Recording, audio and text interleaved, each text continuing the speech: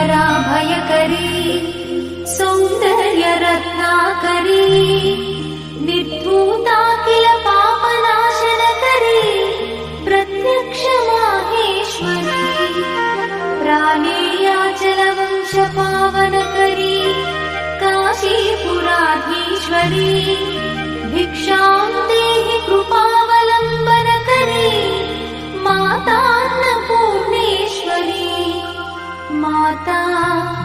Annapurneshwari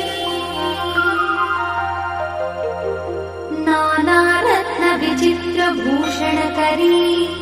Hema